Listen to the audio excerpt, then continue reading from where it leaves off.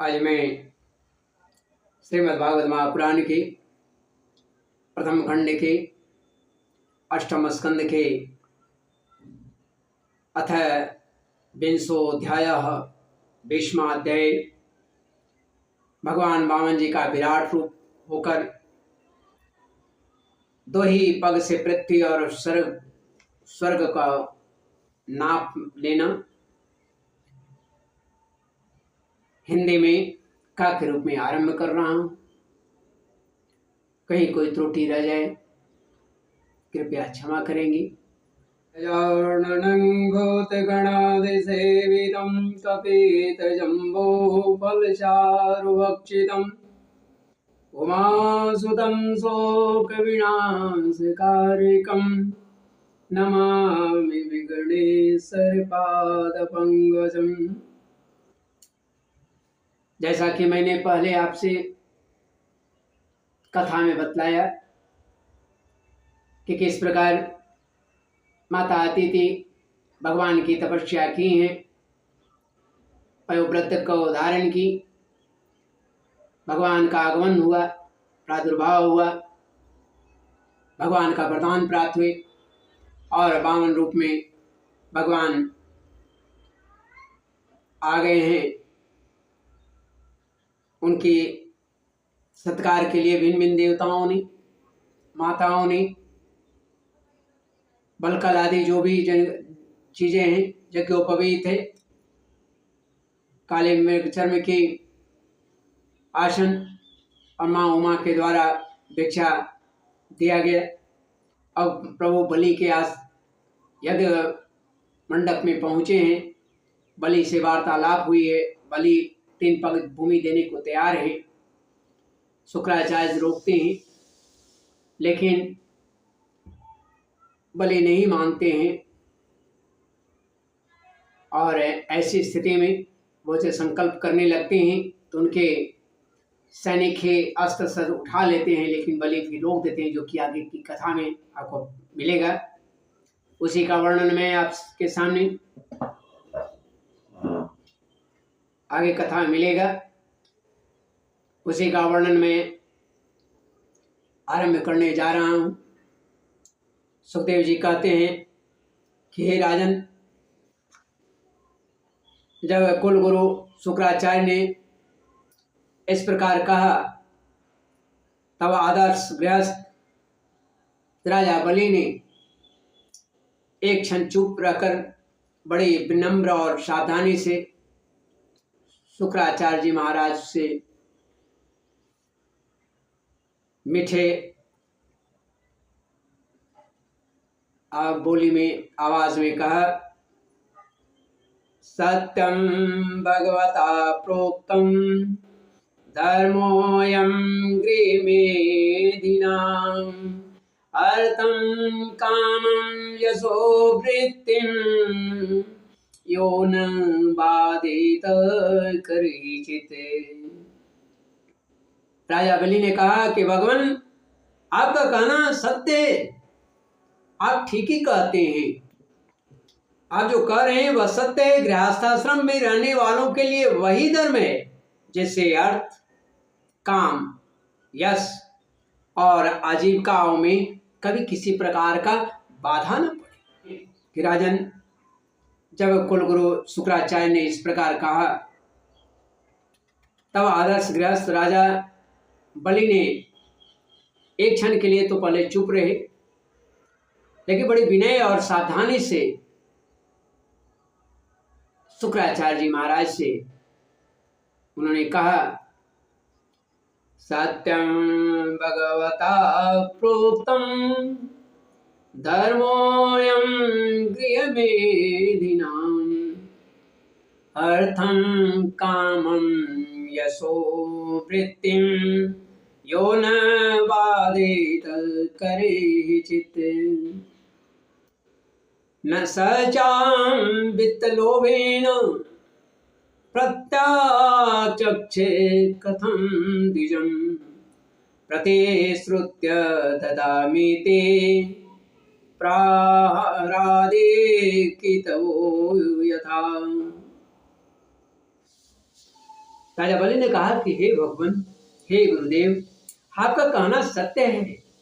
गृहस्थ आश्रम में रहने वालों के लिए वही धर्म है जिससे अर्थ, काम, यश और आजीविका में कभी किसी प्रकार का बाधा न पड़े।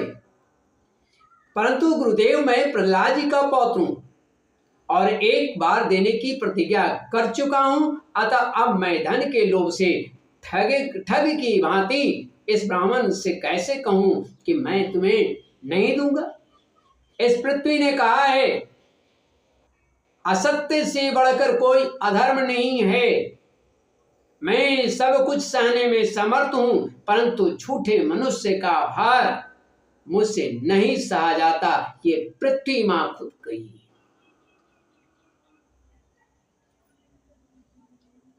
मैं नरक से, दरिद्रता से, दुख के समुद्र से, अपने राज्य के नाश से और मृत्यु से भी उतना नहीं डरता जितना ब्राह्मण से प्रतिज्ञा करके उसे धोखा देने से डरता हूं।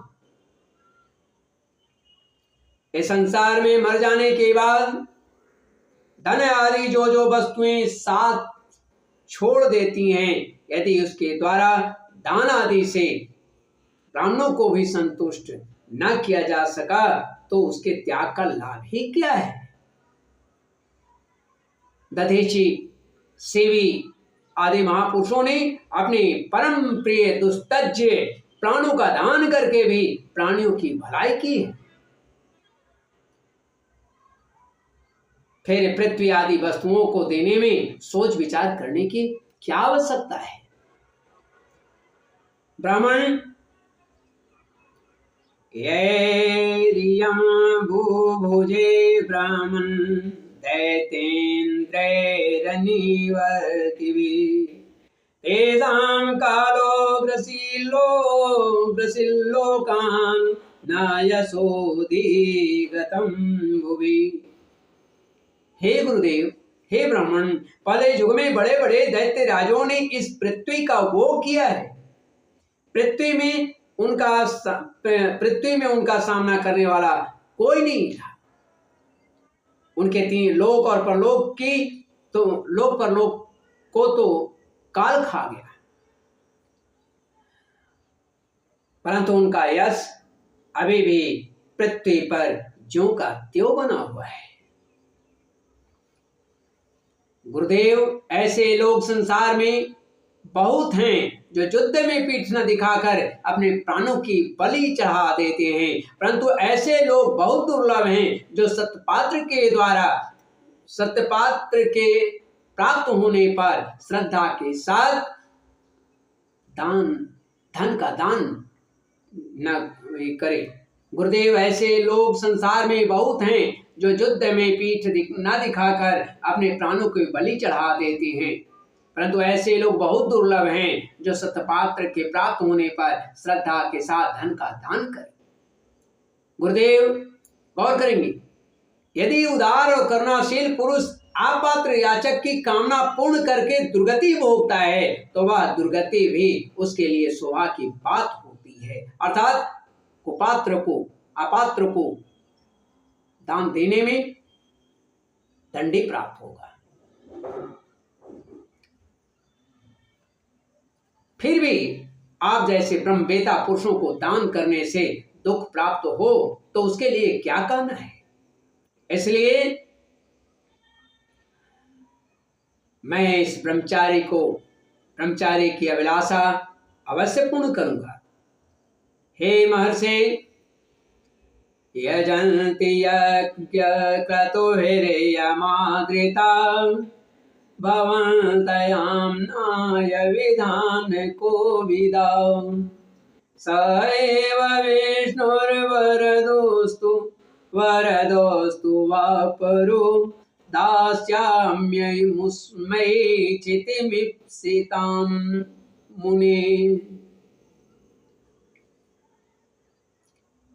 महर्षि, वेद विधि के जानने वाले आप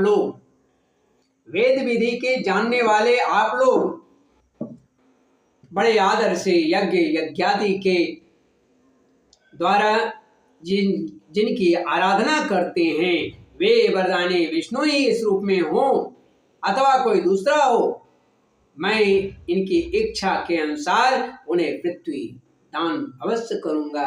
कारण क्या था? क्योंकि वह बटुक वेश में थे, ब्राह्मण के वेश में थे। तो धन्य है बलि जो इतने जानने के बाद भी दान के लिए उद्यत हैं।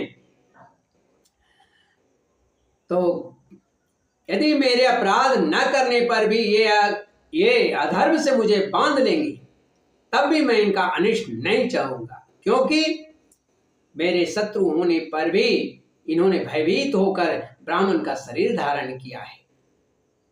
यदि ये पवित्र कीर्ति भगवान विष्णु ही हैं तो अपना यश नहीं खोना चाहेंगे, अपनी मांगी हुई वस्तु लेकर ही रहेंगे। मुझे युद्ध में मारकर भी पृथ्वी छीन सकते हैं, और यदि कदाचित ये कोई दूसरे ही हैं तो मेरे बाणों की चोट से सदा के लिए रणभूमि में सो जाएंगे। सुखदेव जी कहते हैं कि जब शुक्राचार्य ने देखा कि मेरा यह शिष्य गुरु के प्रति अश्रद्धालु है, गुरु की बात नहीं मान रहा है, मेरी कहा हुआ नहीं मान रहा है तथा मेरी आज्ञा का उल्लंघन कर रहा है, तो दैव की प्रेरणा से उन्होंने राजा बलि को श्राप दे दिया। यद्यपि वे सत्य प्रतिज्ञा और उदार होने के कारण श्राप के पात्र नहीं थे। शुक्राचार्य ने कहा, एवं श्रद्धितं शिष्यमनादेश करं गुरुः ससावदेव प्रहित सत्यसंधं मनस्विनम्। मूर्ख, तू है तो अज्ञानी, परंतु अपने को बहुत बड़ा पंडित मानता है। तू मेरी उपेक्षा करके गर्व कर रहा है। तूने मेरी आज्ञा का उल्लंघन किया है, इसलिए शीघ्र ही तुम अपनी लक्ष्मी खो बैठेगा। राजा बलि बड़े महात्मा थे। अपने गुरुदेव के श्राप देने पर भी वे सत्य से नहीं डिगे। उन्होंने 52 भगवान की विधि पूर्वक पूजा की और हाथ में जल लेकर 3 पग भूमि का उन्होंने संकल्प कर दिया। श्रीमद् भागवत महापुराण के प्रथम खंड के 8वें स्कंद के अथवा 20वां यानी 20वां अध्याय, भगवान वामन जी का विराट रूप होकर 2 ही पग से पृथ्वी और स्वर्ग को नाप लेना हिंदी में का के रूप में समाप्त होता है।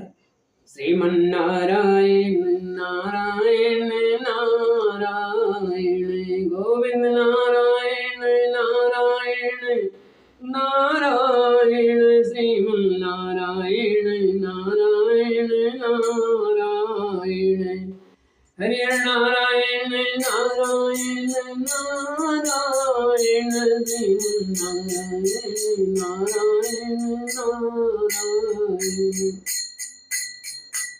माधव नारायण नारायण नारायण गोविंद नारायण नारायण नारायण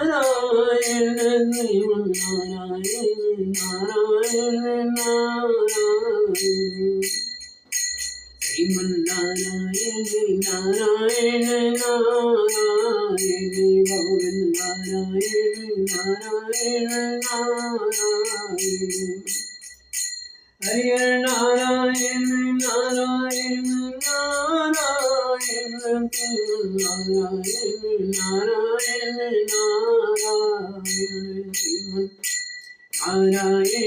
नारायण नारायण नारायण गोविंद नारायण नारायण नारायण माधव नारायण नारायण नारायण जानकी वल्लभ श्रीमन्नारायण नारायण नारायण राधा वल्लभ श्रीमन्नारायण नारायण नारायण लक्ष्मी वल्लभ श्रीमन्नारायण नारायण नारायण श्रीमन्नारायण नारायण नारायण